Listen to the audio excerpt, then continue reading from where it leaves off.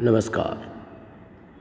कक्षा 8वीं के छात्र मित्रों, आज हम हिंदी सुलभ भारती कक्षा 8वीं की पाठ्य पुस्तक से दूसरी इकाई का पाठ क्रमांक 5 खेती से आई तब्दीलियाँ, इस पाठ को पढ़ेंगे। इस पाठ के लेखक पंडित जवाहरलाल नेहरू जी। जैसे कि हम सब जानते हैं, पंडित जवाहरलाल नेहरू जी स्वतंत्र भारत के प्रथम प्रधानमंत्री थे। लेखक की विशेषता ये थी, चिंतक, वक्ता, लेखक और विचारक थे। नेहरू जी ने आधुनिक भारत के निर्माण में महत्वपूर्ण भूमिका अदा की है। विज्ञान प्रौद्योगिकी के विकास को भी प्रोत्साहित किया। इस पाठ में पंडित जवाहरलाल नेहरू जी ने अपनी पुत्री बेटी इंदिरा जी को पत्र लिखा है। इस पत्र में आदिम अवस्था से आगे बढ़कर खेती के माध्यम से हुए मानवीय सभ्यता के क्रमिक विकास को बताया गया है। यहाँ नेहरू जी ने अमीर गरीब के मानदंड एवं बचत प्रणाली को सुंदर ढंग से समझाया है। पत्र में लिखा है, प्रिय बेटी इंदिरा, अपने पिछले खत यानी पत्र, मैंने कामों के अलग अलग किए जाने का कुछ हल बतलाया था। बिल्कुल शुरू में जब आदमी सिर्फ शिकार पर गुजर बसर करता था, गुजर बसर करना यानी जीविका, काम बटे हुए न थे। हर एक आदमी शिकार करता था और मुश्किल से खाने भर को पाता था। सबसे पहले मर्दों और औरतों के बीच में काम बंटना शुरू हुआ होगा। मर्द शिकार करता होगा और औरत घर में रहकर बच्चों और पालतू जानवरों की निगरानी करती होगी।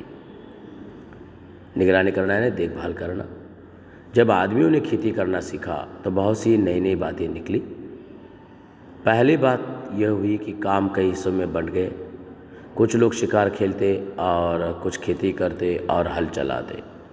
जो जैसे जैसे दिन गुजरते गए, आदमियों ने नए नए पेशे सीखे, व्यवसाय सीखे और उनमें पक्के हो गए।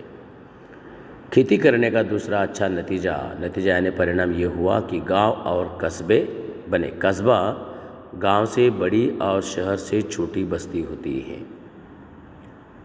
कस्बा, लोग इनमें आबाद होने लगे। खेती के पहले लोग इधर उधर घूमते फिरते थे और शिकार करते थे।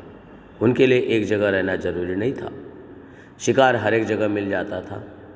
इसके सिवा उन्हें गायों, बकरियों और अपने दूसरे जानवरों की वजह से इधर उधर घूमना पड़ता था। इन जानवरों को चराने के लिए चरागाहों की ज़रूरत थी। चरागाह यानी जानवरों को चरने की जगह होती है।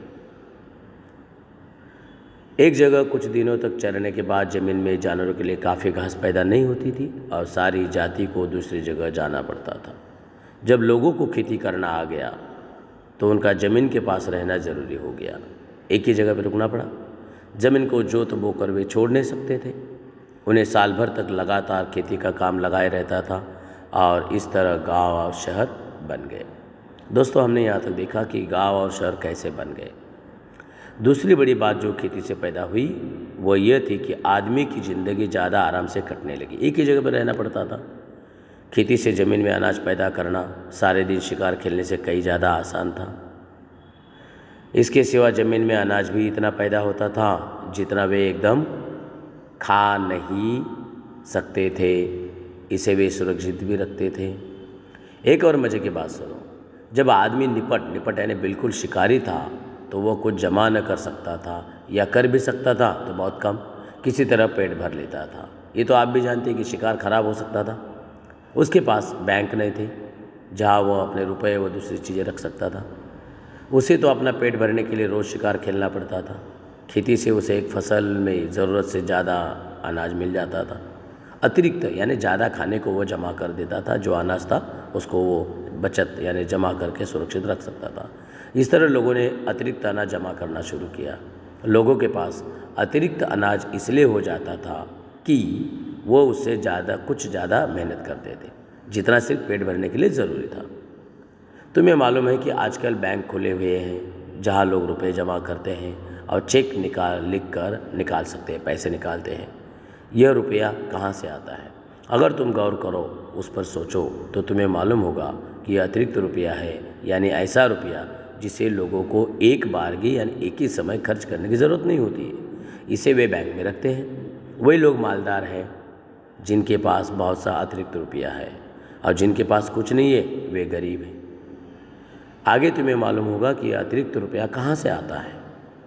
इसका सबब यह नहीं है कि आदमी दूसरे से ज़्यादा काम करता है और ज़्यादा कमाता है, बल्कि आजकल जो आदमी बिल्कुल काम नहीं करता उसके पास तो बचत होती है, और जो पसीना बहाता है, पसीना बहाने यानी बहुत मेहनत करता है, उसे खाली हाथ रहना पड़ता है।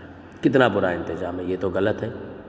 बहुत से लोग समझते हैं कि इसी बुरे इंतज़ाम के कारण दुनिया में आजकल इतने गरीब आदमी हैं। अभी शायद तुम ये बात समझ न सको क्योंकि उम्र छोटी थी, इसलिए इसमें सिर न खपाओ।